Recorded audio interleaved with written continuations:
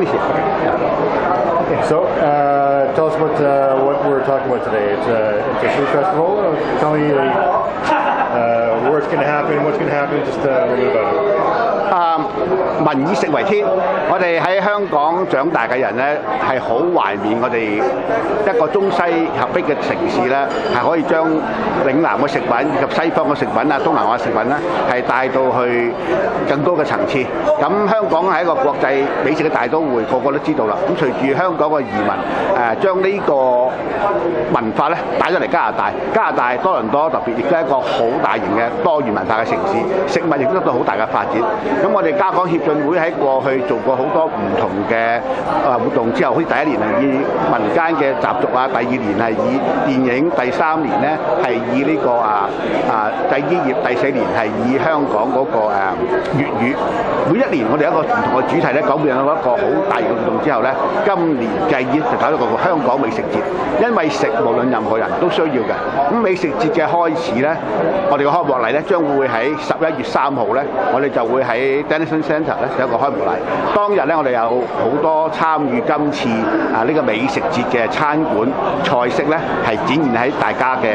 面前。咁亦都會喺嗰日咧，亦都有表演，亦都會有一啲係呢個宣傳呢個香港飲食文化嘅一啲活動喺度嘅。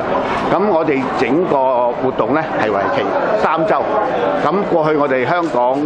加拿大多倫多協進會咧係曾經好大嘅活動咧，都係超過1個星期啦以上啦。今次我哋賀先例用更長嘅時間咧，搞好一個大型嘅活動。咁而喺11月3號至到11月20號呢20日咧，喺我哋參與嘅一大班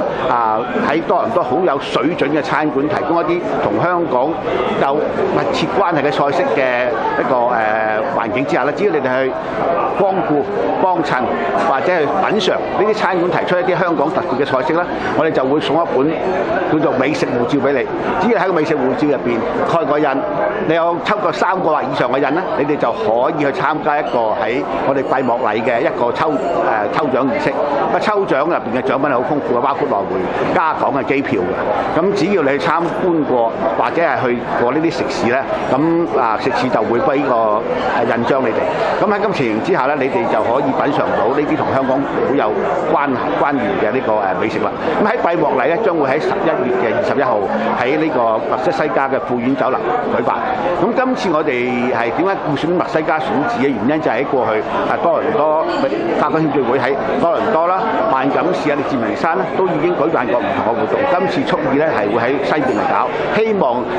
喺呢個西邊嘅地區嘅朋友咧係可以踴躍嘅參與。咁今次嘅活動我哋亦都係希望起碼都有20-30萬人會睇到呢樣嘢，因為我哋嘅傳媒、中文嘅傳媒、主流嘅傳媒都會有發揮好大嘅推廣力。咁而都希望咧我哋因為不設入場券，亦都不需要任何嘅嗰個費用㗎。除咗晚宴之外，晚宴嘅費用只不過係680蚊一台，88蚊張門券。咁所以咧，希望大家係踴躍參加。咁如果需要了解更多嘅詳情咧，可以參與我哋嘅網站 www.chka/tor.ca。多謝晒。香港美食